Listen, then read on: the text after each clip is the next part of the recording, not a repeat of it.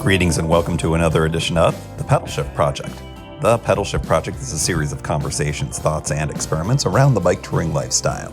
From tips and tricks to ideas on how to ride your ride, let's shrink the world by bike. Show notes and more are available at pedalshift.net/248. You can email the show at pedalshift@pedalshift.net or text me at 202-930-1109 and check Pedal Shift out on all the socials as well. Hello, everybody, and welcome to the 248th edition of the Pedal Shift Project. My name is Tim Mooney. I am really excited to bring to you two things on this fine 248th edition of the show.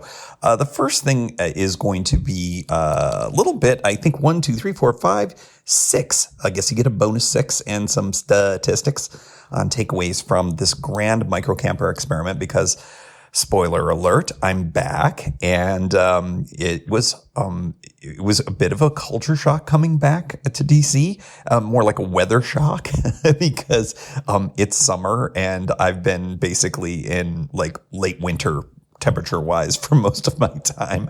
So there's that. So we'll do the takeaways from the Microcamper experiment. And then a bonus. I recorded another ride from the West Coast, and I thought I would share it again with you since that seemed to garner a lot of interest and attention. And this is going to be a ride on Highway 1 and including checking out a great campsite on the California coast. So we'll be sharing that with you on the back end of the episode.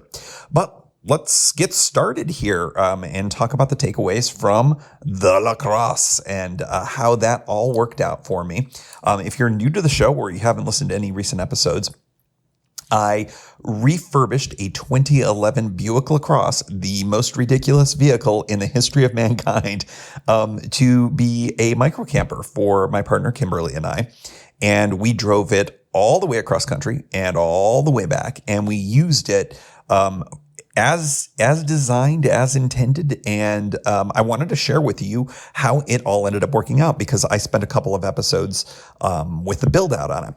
The reason why I am including this in a bicycle touring podcast is because I think that there is utility for something like this, a microcamper of some type, to help out with bicycle touring. And the number one reason why I believe that is because I took a bike with me, and I took the Brompton with me, and I'll talk more about that in a moment, but I also could very easily have taken my full-size bike with me because, well, I could have. So I think that there's some interesting utility for all that. And I will talk a little bit more about that, I think, around point number 6. But let's talk about this in 6 points. And the first 3 are gonna be about the things that I was trying to build this microcamper to be, the factors that I wanted. And so point number 1, comfort. The comfort takeaways. I think that this ended up being more comfortable than I expected. Overall, it is a weird car. I think I talked about in prior episodes that it's too short. My head was bumping up against the ceiling of this vehicle. If you don't believe me, go sit yourself in a 2011 Buick LaCrosse and be anything over 5'10". It's insane. But the bed that I built in the back was really comfortable, and that included having things under the mattress that were kind of large and unwieldy. We had to bring a whole screen with us for essentially my partner's therapy practice, just to be able to not have the same backdrop for her all the time. Virtual backgrounds, I guess we could have used, but she's used to that, and so we brought that. And so often we slept on top of that underneath the mattress, and that ended up working just fine. The platform was a rock star. I hedged about the materials. I spent so much time talking to you about the mattress itself and did I make it not thick enough and blah, blah, blah, blah, blah. It was very comfortable. I think that the size of the space was largely comfortable even with 2 people in there. And I'll talk about that a little bit more in point 3 because there was one quirky little issue with things, but very easy to sleep, very easy to do it in the mode where someone was driving and the other person was sleeping. That really was a huge, huge factor because it allowed us to do long overnight drives. And then to be comfortable while you're in the back sleeping and the other person is driving. Huge win. It really made the whole thing possible, and the comfort was pretty fantastic. Dogs loved it. MVP for comfort, I had two battery operated, I should say USB powered fans, which I plugged into a battery that had pass-through charging. So I had that plugged into the 12 volt in the car. And so the magic of the whole thing was that since they ran off of the battery and there was pass-through charging, when we were rolling, it was effectively being powered by the car directly. But when I turned the car off, the fans kept going. So even during some very hot stretches of the drives through the deserts and things like that, we always had fans going. And that was really helpful for the dogs. It helped circulate air. MVP 4.1 on comfort. The fans. Really helpful for all of that. Point number 2, takeaway number 2 is for point number 2 that I was trying to design everything for: storage. This is a sedan, but it was a really weirdly large sedan. And I have to say, particularly on the back end of the trip when we weren't hauling as much dog food with us because, well, the dogs ate it all.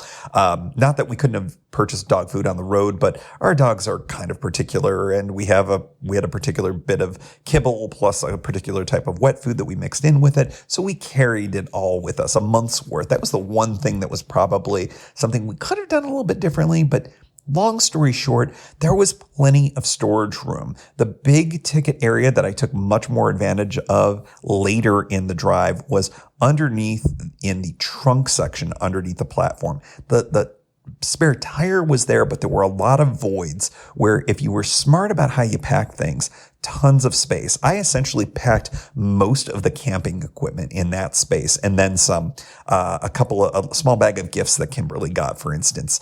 What else?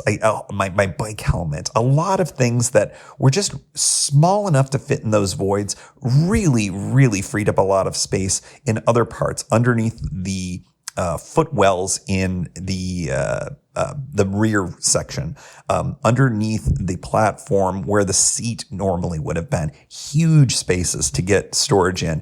If you packed it right, there was a lot of more space, and I learned how to pack it more and better later on in the trip. And it was just, that kind of makes some sense. I felt like that there were times when we were a little bit tighter than others. And then there were times when I felt like we had a ton of room. And I'm going to save one of the things that I learned for actually point number 5, because that's a much more bike-centric kind of thing. So we'll save that. We'll have a callback to storage in a little bit, but tons and tons of storage space. And it was really apparent whenever we completely unloaded the car, which we did almost on every stop. Not every single stop, but almost every single stop. But much more apparent when I completely unloaded absolutely everything here at the end of the trip, when you're realizing, oh, wow, we really did bring a lot of things because we didn't pack terribly light. Well, one of us didn't pack terribly light. I'm not going to say who it was. I'm not. I'm just going to let you guess. Anyways, that was point number 2. Number 3, privacy. This was the third of 3 things that I was trying to accomplish in this build. And for that, the big ticket thing on that was essentially trying to make this look as much like a car as possible that wasn't, camping out or whatever, stealth mode, for lack of a better way of putting it, but more so to black out the windows. And that was important in the early stages of the trip when we were staying in a couple of rest areas. We did that in, outside of Denver, Colorado. So in Colorado, we did that. And also we did it outside of Boise, Idaho. And that was on the second stage of the trip after we spent a couple of days in Oklahoma with Kimberly's family. Worked out great. This was the first time when both of us were sleeping in the back. And it worked out great in terms of, man, you couldn't see in that vehicle. It was really great for privacy. Nobody could see into your vehicle. If you've ever had to sleep at a rest stop anywhere in the US or elsewhere, the downside is, man, people can look in. Not that people are always looking in, but it's something that I don't really care for all that much. Plus, a lot of light comes in from all of the various kind of street lights that are over on top of you. Well, this blacked all of that out. What was the downside? One thing that we noticed, although there is plenty of space for us to sleep, it was tighter than normal. But when you can't see more than a foot away from your face, I'm a grade A claustrophobe, and Kimberly will catch a little claustrophobia from time to time too. And both of us had to open up the passenger or the rear doors at least a couple of times just because we were like, it got to us. And we learned later in the trip when we were at the campground at the Avenue of the Giants that when we didn't have the privacy shades on the rear windows, that actually things were a lot better. You had that better sense of perspective and you didn't freak out over that. The fans, MVP in that sense as well, just having the air movement, that generally helped. But that was the only time when I think that the privacy elements kind of were a little too much. And so I think that if I were to do this again, I would rethink a couple of things just to kind of temper the claustrophobic nature of things. Also, I think it's a lot easier when you only have one person in there and not two people and two dogs. I think that was a pretty tight fit, and fewer pillows would probably have been a better idea. But talk to Kimberly about that. She loves her pillows. She loves lots of pillows. But that was privacy. Big win. Totally worked out. One minor downside, which I think I just covered. Point number 4. The build out, big success. Those were the first 3 takeaways there. Takeaway number 4 is the car issues. There were, I think I alluded to it in an Instagram post, that we had one major scare on this whole thing, and then one minor issue that could have been a big deal that I was lucky and we were able to prevent. So the major scare happened as we were leaving Oklahoma. So on leg 2, when we were going from Oklahoma to Seattle, we were going to be driving 30 hours of driving in about 48 hours. From the moment we left Oklahoma, there were issues that were a continuation of an issue that I noticed as we were coming in. And that was, I noticed that the engine heat, the meter was acting erratically. It was spiking and then dropping and spiking and dropping. And that can usually mean a couple of different things. For you car people, you know all of them off the top of your heads. For those of you who aren't, it can mean you got a bad water pump. It can mean a bunch of different things. I thought it was a coolant issue from the beginning. And so I was getting the oil changed at a local oil change place and asked if they could do a flush. They couldn't do a flush. They didn't have, that was a small kind of place that didn't have that capability, but they said, "Oh, we can top you off though." And I said, "Great." I get back to Kimberly's parents' house and I notice that they put in a different color of coolant than it was used in the car before. There's yellow coolant and pink coolant. Turns out, it's not a huge big deal if you use a different type, but different coolants are kind of primed for whatever your car's make and model is. So it wasn't super ideal, but it looked like that my coolant reservoir was full. Key points there. It looked like it was full. As it turned out, well, let me tell you how I discovered all of this. As we are leaving towards Seattle and going into Kansas, we noticed that the spiking was getting worse and that the engine was starting to approach overheating. And then, because this is a not new car, but new enough, the computer would chime in about more than 5 times, fewer than 10, that basically said, "Bing, bing, bing, pull over. You're about to overheat." So I did that every single time. The engine would cool down and then we would be able to continue. The reason why this was a real hassle was, layer on one more thing. It was a hellacious thunderstorm. I've never driven in a thunderstorm that bad in my entire life. It prevented us from going fast enough to get enough airflow over the radiator to keep the thing cool. Also, because I couldn't run the air conditioning, I couldn't run the defogger, which made visibility that much worse. So it was terrible. Layer on the fact that it was the Sunday before Memorial Day, holiday here in the United States, for those of you who are out of the country, where nothing would be open the next day. So we were starting to think there's a problem. I thought it was the water pump because, as I said before, it looked like that the reservoir for the coolant was totally full. So what ends up happening? We eventually get to the point with all the stopping and going. We end up in a small town in Kansas where there was a gas station. And at the gas station, I picked up a gallon of 50/50 diluted coolant. The typical, you can use it, the yellow stuff, you can use it in any vehicle. It's the stuff you can, it's the basic stuff. And the car, of course, was very, very, very warm, but we stopped. We started to flip things around to allow Kimberly to get in the back to go to sleep, trying to figure out what we were going to do, seeing if we could find any place that would be open in Denver, because we knew we had to get there because there was really nothing between where we were and Denver, except for, well, Denver, that would be able to even remotely have the possibility of having a way to repair this, because it seemed like that the water pump was going, and we figured that needed to be replaced. Well, we stopped long enough that the engine cooled down enough that I thought, okay, well, let's just see what we can do here. Let me see if I can open up the reservoir and not have it explode all over me and add in some of this regular old coolant. And so I, got my bandana out and I very gingerly opened it. This was not the radiator cap. This was the reservoir. And I very gingerly opened it up, and it didn't, pop or do anything. The cap came off, no problem. I thought, oh, okay, good. Well, here goes nothing. Glug, glug, glug, glug, glug, glug. I poured in nearly the entire gallon into that system. And then I realized what had happened. Somehow, some way, in all of the driving that we had done, that car had burnt off almost everything within the cooling system. It was basically running close to dry. The reason why that thing was pinging so much was because there was no freaking coolant in the car. So I tell Kimberly this as she's about to go to sleep after we were like, okay, I'll fly you to Seattle. I'll spend 2 days in Denver. That way you can get to work again. I'll wait on the car. We went through all of these machinations.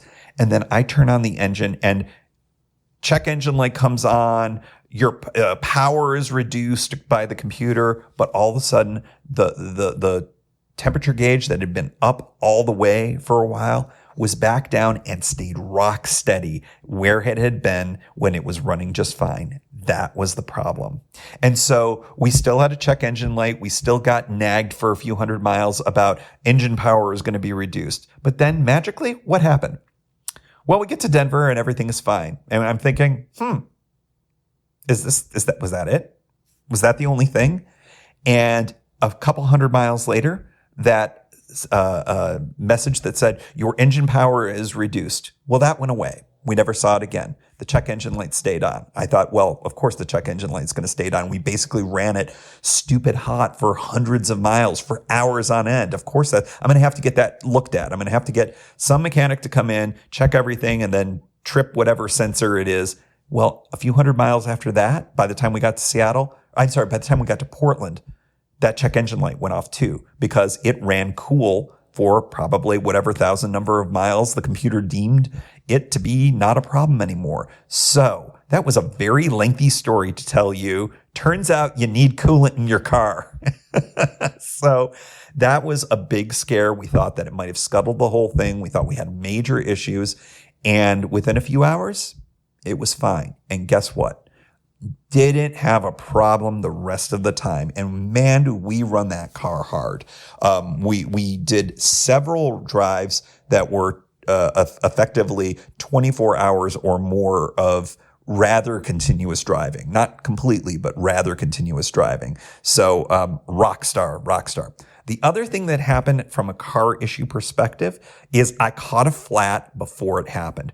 In Oakland, we were up in the hills, and if you've ever parked in hilly areas, you'll turn the wheel so that, if the car's parking brake disengages, that it'll roll into the hill or, roll into the curb or whatever. So I had that for how we were all set up. And I had just gotten back from a meeting in Berkeley, came back, it was heading back turned back towards the vehicle and noticed an enormous screw in one of the tires.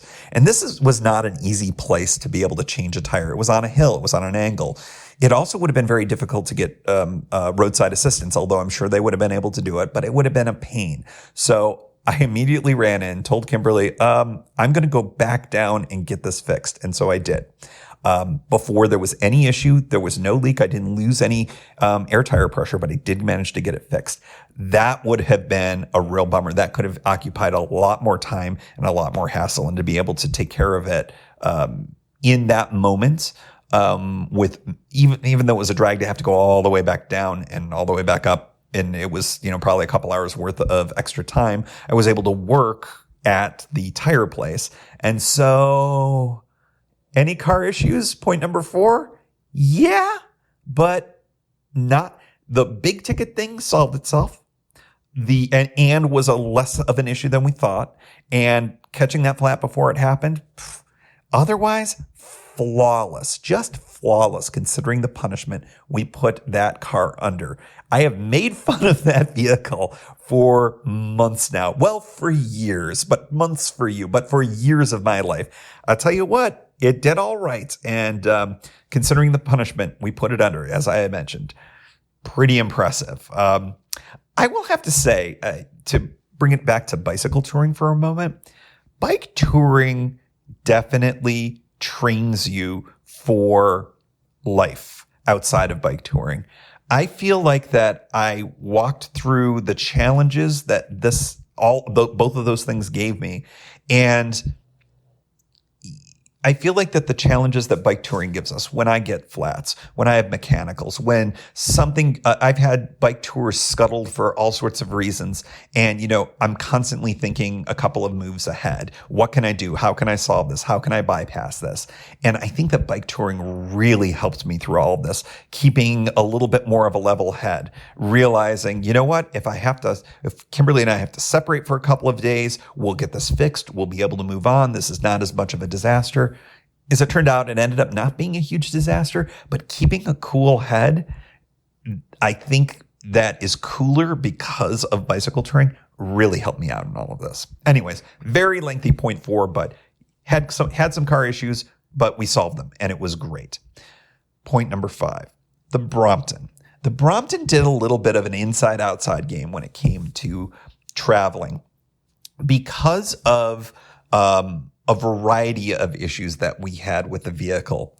One of which I didn't even bother mentioning here, but we actually had an issue with a dent that was in the wheel well. As it turned out that when it was dented in enough that the clearance wasn't there when we went over bumps, and the Brompton being on the rear rack at the beginning of the trip exacerbated it. The tire would catch the inner liner of the wheel well because of that dent. Well, we fixed that in Oklahoma thanks to Kimberly's dad's crowbars. Let's just say it looks better, but it definitely behaves much better. But as a result, we had the Brompton inside the car for the beginning, first half of the whole trip, just because I didn't want that extra weight on the rear of the car. The second half of the trip, I felt more comfortable putting the Brompton on the outside, and that freed up a lot more space on the inside. So that's your callback to storage. Point number 2, had even more places, more storage inside, more room for the pups when the Brompton wasn't folded up in there. But I will say, it was doable to have the little clown bike inside the vehicle, which was better for security when we were parked and whatnot, even though we really didn't leave the bike unattended. But I liked having that option in the variety of different places that we went to.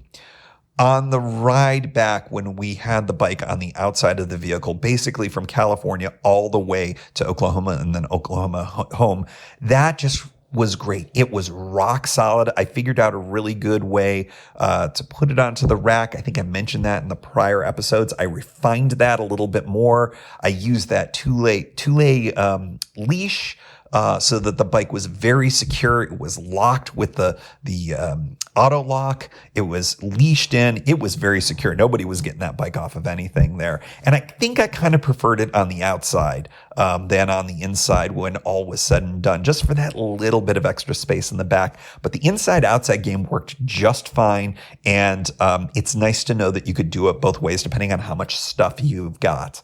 And it worked out really well. If I had brought my full-size bike, which I had considered, it would have been really problematic. We either would have driven back here and taken the Jeep instead, which would have been a disaster and a bummer for me because of all the work and all the podcast content I created. If we ultimately ended up taking our Jeep instead, and brought the full-size bike, or worse, I would have had to leave the bike at home and been really disappointed. So, Brompton was a savior in a lot of different ways because of all of that, and it played that inside-outside game, which I really liked. Point number 6, last takeaway, changes I'd make. I think that I'm surprised to say I don't have many things that I would change. I don't think that this was a fully finished to my liking type of scenario, but I never intended this to be something that had that finished look and feel to it. It was much more utilitarian because, as I talked about, I wasn't sure what the final disposition of this was going to be. I just wanted this to work. I wanted it to be more function than form. So I think that if I were to make some changes, the first thing I'd think about is, well, the broad global thing, more form and more function. So form, have it maybe look a little bit better. Function, well, let's talk about function here. First thing I would say is a little bit more backseat flexibility. I think that I'm glad that I did the platform the way that I did it. We didn't need a back seat, except I think when we did, Kimberly, I think, would have liked to have had the ability to sit up back there. And that just wasn't possible with that kind of inflexible bed-only situation in the back. So I think that one of the things that I may be doing is I'm going to take the mattress off and I'm going to look at that platform and see, can I use the existing platform cuts and maybe either make a second round of cuts or do something different so that maybe, just maybe, there's a possibility of making it so that there's a transformable aspect so that there could be a seat functionality back there. Not maybe the most comfortable seat in the world, but a seat nonetheless. So that's possible change number 1. Number 2, whether I did the transformable back seat situation or not, I think that the mattress, in retrospect, it's all one piece right now. I think that with the number of times that I folded it and had to tuck it, and it would be much better if it was modular or foldable. And I think that that's possible to do with this particular mattress. And the only thing is trying to figure out what would be the best way to do it. Do it more like couch cushions, where it's like individually kind of wrapped sections, or making it foldable like a futon mattress, or maybe just getting a futon mattress and saying au revoir to this particular one. Interesting. Not sure. I think, but those are the only 2 changes that I think I'd make. Everything else, the electrical, the privacy, everything else, you know what? I mean, not to pat myself on the back, but I think I nailed it. And I felt really good about all of that. It served us so well for this trip. Any other changes that I would make from a bicycle touring perspective? I don't think any, really, because I think that the bike rack plus that leash plus the lock situation, regardless of the type of bike that I bring, boy, I think that worked out really well. I also learned my lesson about attaching the bike in a certain order and making sure that I got the trunk closed on that leash before I put the bike on the rack, because as it turns out, bikes are heavy and it's really hard to lift up a trunk with a bike on the rack. You all probably knew this, but took me a little while to figure that all out. That's just how it went. All right, some final tallies, some statistics, if you will. 8,994 miles driven, 19 states. I cannot believe that's the case, but 19 states. And last but not least, the question, perhaps that maybe all of you have been thinking about and have been asking all along, am I going to keep this car? As you all know, this was a loaner, essentially. This was a car that has been offered to me by my dad. They do not need this vehicle anymore. And he's been asking, so you're going to keep it? You're going to keep it? You're going to keep it? And as you all know, I said, there's no way I'm going to keep it. I think I'm going to keep it. I think I'm going to keep it for now. I think I'm keeping it for now.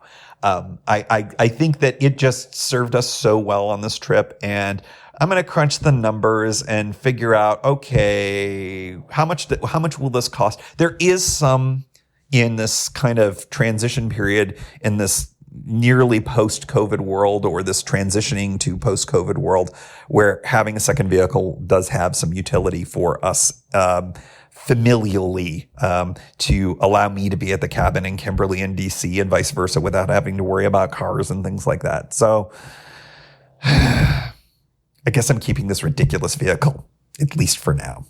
All right, so make sure that you check out in the show notes. I've got the map. I've got the 6 points. I've got all of this. Thank you so much for joining me on this only tangentially bicycle touring type of an adventure. I think I learned a lot. And one thing that I certainly did out of this trip is revisiting so much of the Pacific Coast route. It was so glorious. And driving certain ports of it multiple times, including this horrible section on the Pacific Coast route in Mendocino County. This curvy, switchbacky hill was in between Mendocino and Fort Bragg, and where we were staying in Point Arena. And we got to drive it, I think, 4 times back, doing the back and forth. And each time driving it, going around this curve, going, oh my God, this hill sucks to bike.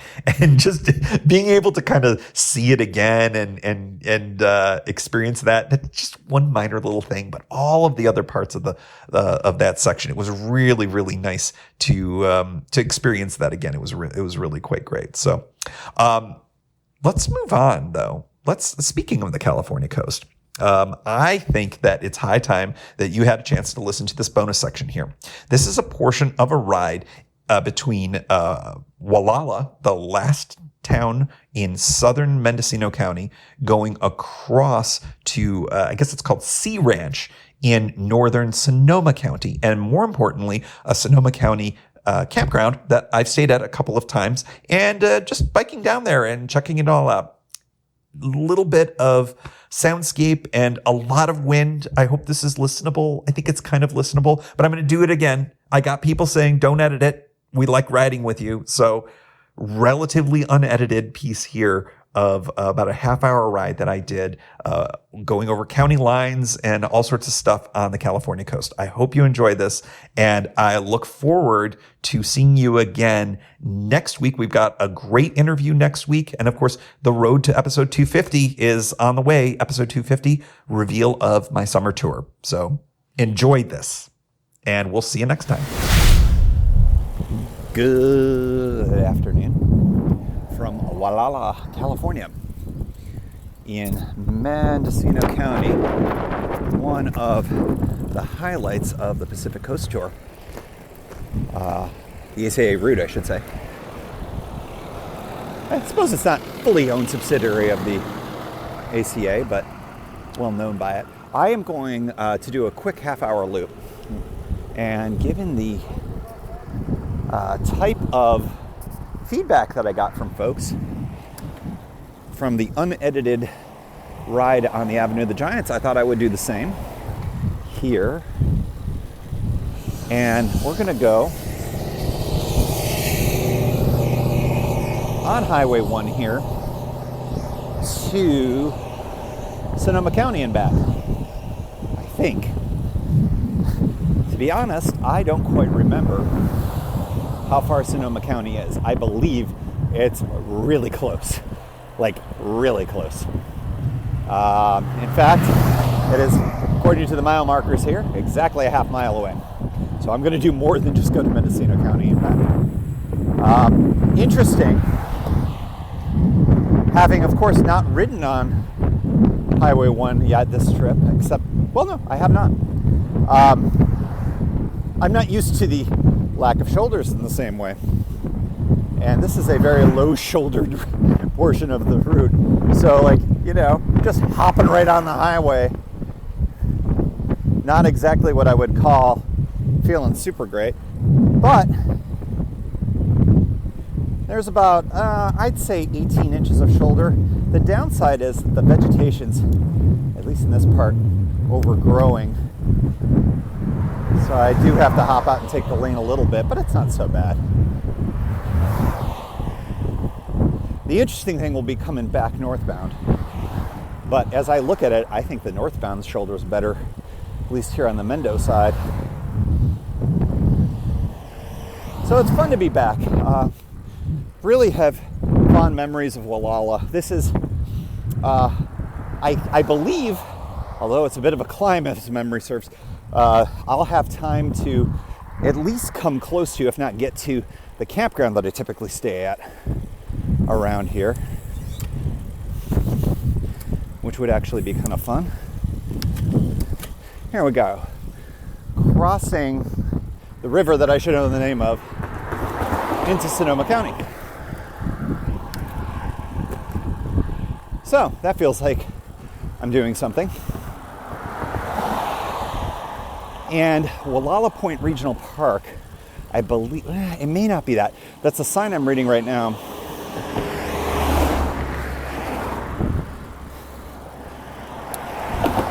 Trying to find the right gearing cadence here as I climb here. I have not climbed any real hills of note on this bike in some time. So the other thing I'm less sure of is which gearing I'm in. Oh, I was in the heavy gears. Okay. Well, that's fantastic. Yeah, I thought it was a little bit hard. That's because I was in my upper gearing. I talked about on a prior episode how I've been utilizing the extended gearing for my STS drive here more on this trip, and never was it more obvious than right then.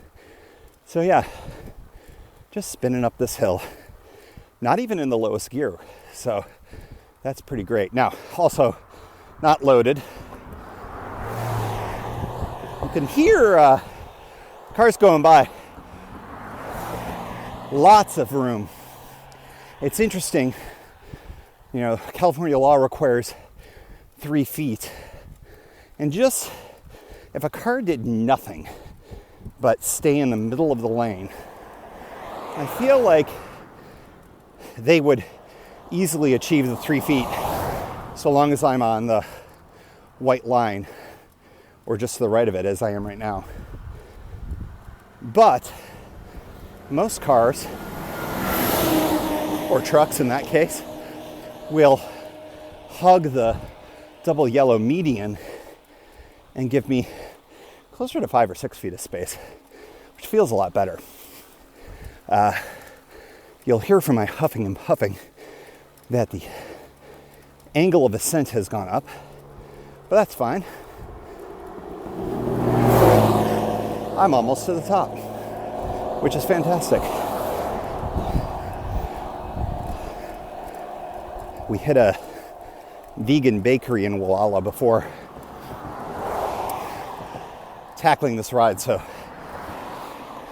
I allowed myself a little bit of sugar, which I typically do not do, but before rides, I will gleefully. All right, now we can go into some higher gearing.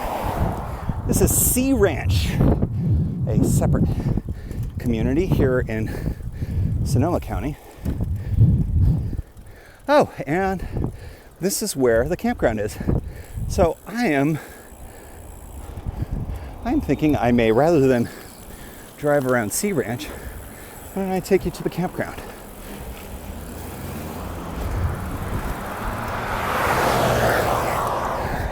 Be interesting to see if they still have hiker-biker accommodations. The campground is listed as full, and just to confirm, this is Wallala Point Regional Park. It is run by Sonoma County. And quick little story here. This was a very good find No drop-ins or first come, first served. Interesting. Camping by reservation only. Well, I am looking forward to chatting with somebody from Sonoma County, because this was an excellent option if you were cycling in. I always thought, because you've got the town of Wallala, which really is kind of your best set of amenities, in my opinion, probably in either direction for a ways. I'm also just setting my watch to track this a little bit better. I don't know if I'll be able to get a map for you, but it will help if I can. So in any event, I found this sort of in happenstance. If memory serves, the book does say that there's hiker-bikers here, but that sign suggested those may not exist anymore, which would be a real shame. Oh, beautiful view. I'll have to take some photos to include with this.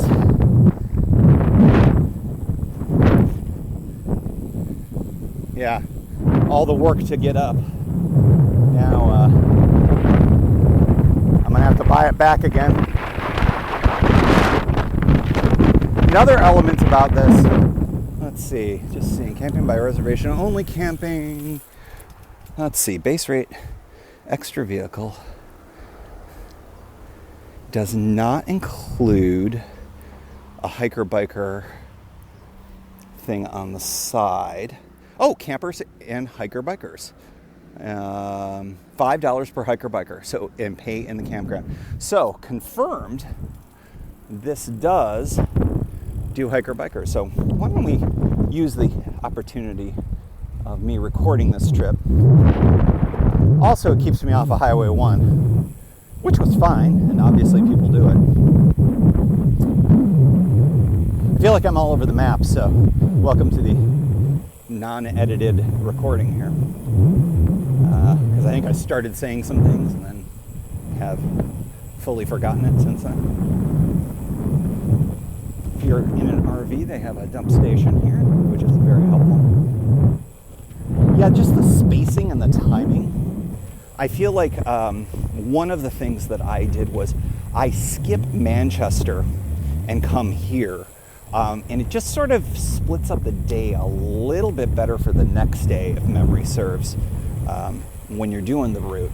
But this is, it's also, again, amenities in Wallala. Manchester's fine. Manchester does not have very many amenities. There is a KOA there that you can choose to camp at, and you can get Wi-Fi there and whatnot. But not much in the way of if you wanted to buy food or whatever. Now, if you've got your food with you, you planned ahead, great. It's a great place to stay. I've done it. I've done both. I've done it a couple times. But this is in the trees. It's right on the little creek/river. It's really, really quite beautiful. Yeah. Oh, I know what I was going to say. Last time I was here was during the burns, when I did the trip from Newport to San Francisco. You may for folks who've been with the show for a minute, that was the trip where I met Daniel, the Canadian guy. We did Canadian Thanksgiving at Elk Prairie. Well, that was the same year as some of the earlier burns, and there were a lot of people that were wildfire refugees, for lack of a better way of putting it, and they ended up coming out to places like this. That was good. And of course it was full then too. The good news, I'm just going to go all the way down to the end because if memory serves, that's where the hiker-biker is. Yeah, walk-in sites. There we are. Cool.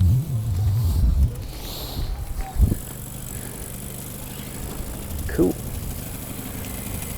Yeah, interesting. Person with a small generator, tent camping. It doesn't seem utterly ridiculous. I mean, not my bag. Oh yeah, they have a payphone here. That's the other interesting thing, because I don't believe there's a cell phone signal. I'm just gonna hop off here and check out the amenities real quick.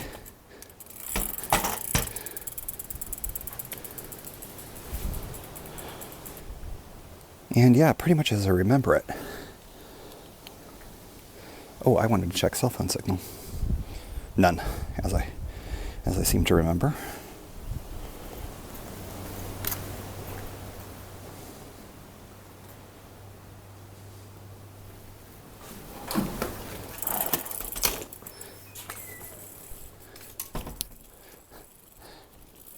Haven't had that for a while, where I'm recording something for you all and somebody walks by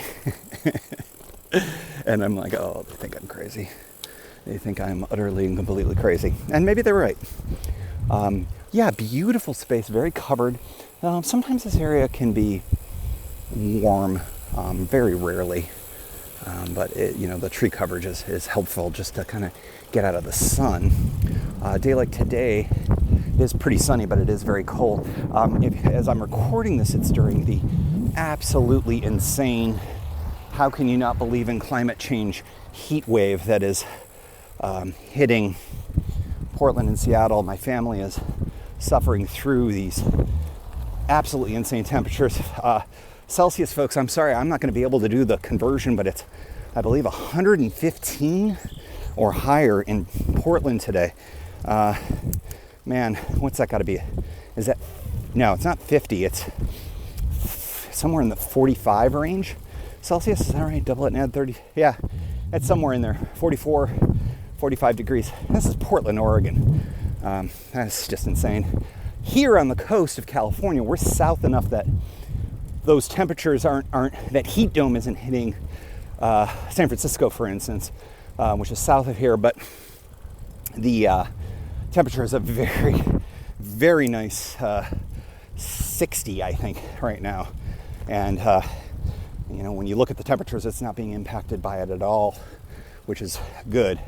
So I'm grateful that we didn't get it, but of course, thoughts are out for up in the Northwest, which, as you may or may not know, is really utterly unprepared for that type of temperature. Very few, well, I shouldn't say that. Less than half the homes in Seattle have air conditioning.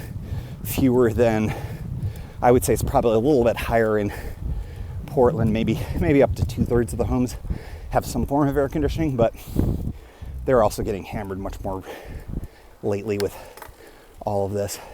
I am climbing out of the campground area. To sum it up, very glad that I discovered that hiker-bikers are still allowed here. Super, super great amenities in town, as I mentioned, but also a very good, inexpensive campground. $5 is, I'm surprised there are campgrounds that are still $5.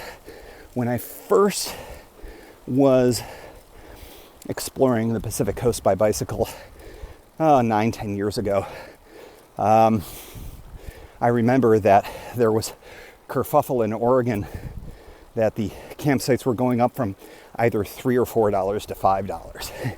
And I believe now they're $8. But what a terrifically awesome resource to have $5 to $10 camping along this magnificent coast that still manages to keep its cool when even a little bit inland is getting hammered. Speaking of that, we will be concluding our trip and driving back across the country in a couple of days from as I'm recording this.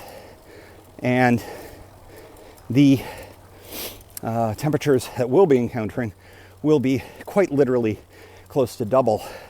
When we leave here from the Point Arena area, looks like that the temperature when we leave will be somewhere between 50 and 55 degrees, probably closer to 55. When we hit our high temperature for the day near Bakersfield, California, it will be approximately 108 to 110. So again, I'll use Fahrenheit, but it's literally doubling the temperature on the Fahrenheit scale, so kind of amazing. Yeah, I suppose the only thing that I can say that's somewhat a bummer or one tick off from a 10 out of 10, I suppose, is the next morning you got yourself a climb out of camp, but you're fully rested, hopefully.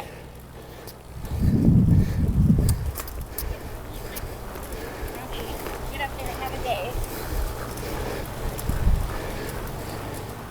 Traffic jam had pedestrians and a truck.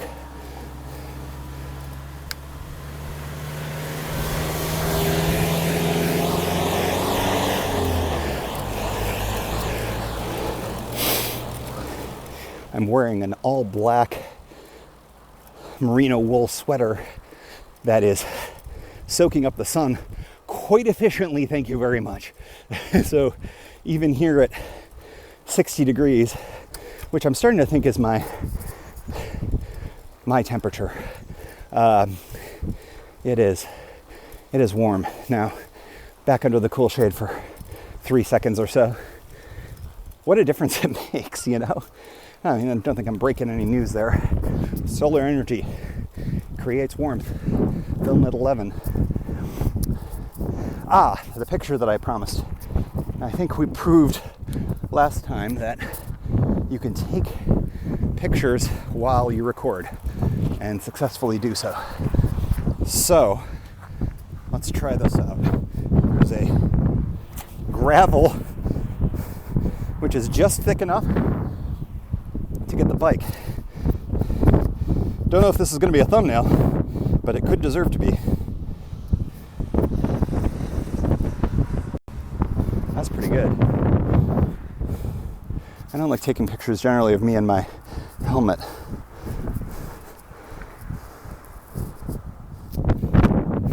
And my neck buff and other things, but it does seem to be working just fine. What a beautiful, beautiful view. I've got a nice downhill and then a little bit of a grade uphill, I think, to get back to Walala.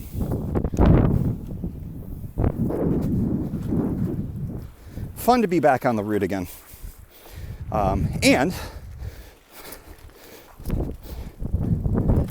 I don't think it would be too much of a surprise to learn that my intention is to be back on the Pacific Coast at some point in the near future.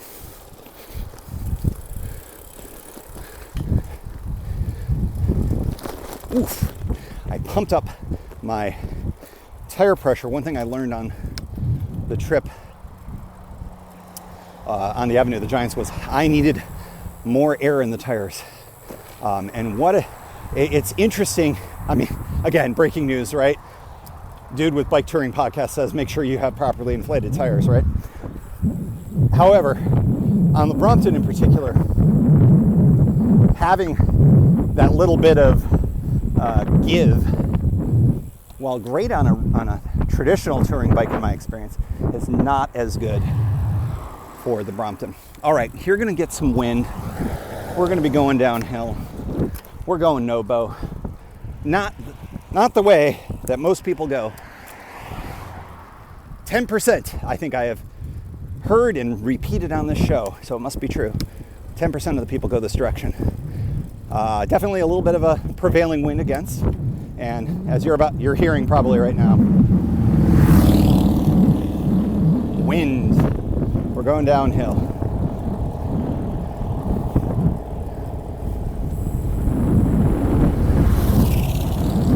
To the extent you can hear me,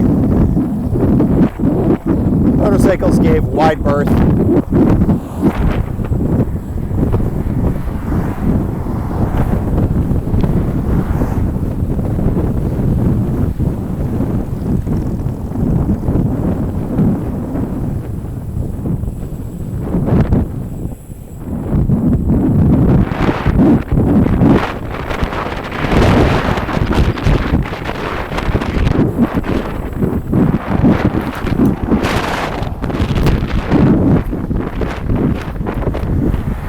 to Mendocino County, and I kicked in my upper gears just because it made more sense.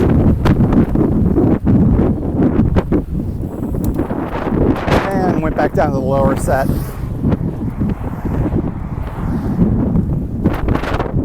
And here we are in the back in the town of Wallala and Mendocino County. Hopefully all of that didn't blow out your ears.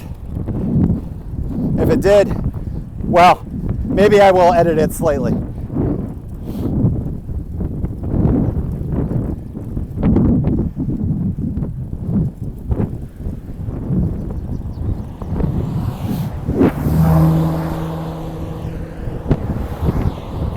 Yeah, this is one thing that I've never done is go no-bow here.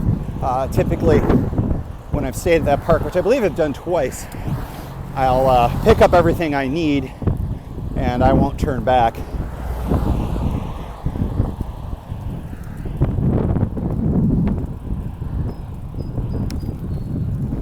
I received a text from Kimberly saying she was in a different spot, so I'm going to have to figure that out.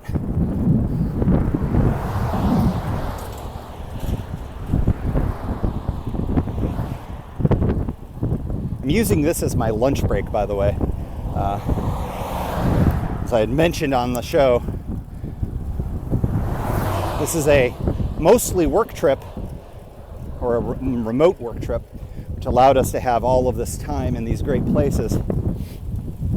And so I thought, why not take advantage of a little bit of blank time in my day that I normally do for a sit down with the pups and some food, if I'm not intermittent fasting a one meal a day pattern, which at this point my eating has been not in accordance with my views, but it's fine. I'll make up for it later. But anyways, to be able to do a couple of miles on the Pacific Coast route in Mendocino and Sonoma County, as it turns out, that's pretty good.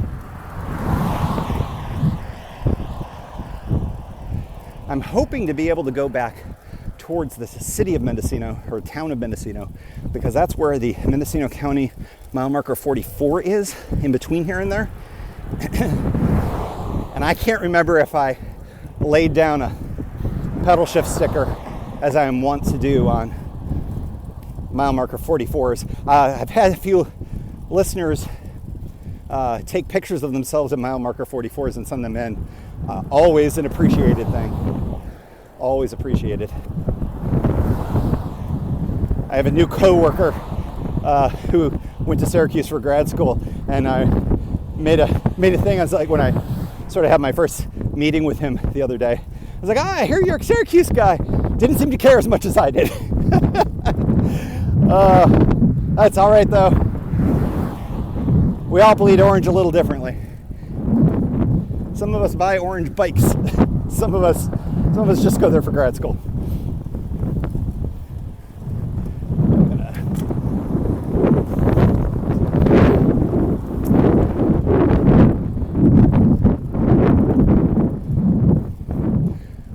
Had to prevent a left turn for a moment there, which would have made me a spot permanently on Highway 1. What a way to go, though, right? All right, I have to find a place called Trinks, or just be on the lookout for La Croix. Kind of a short trip. This was not meant to be a grand adventure, but I hope you enjoyed it. Go a little bit faster here again. I am creating traffic jams. Going by Upper Crust Pizzeria. Fine establishment. Where Mysterious James and I have had beers and pizza before.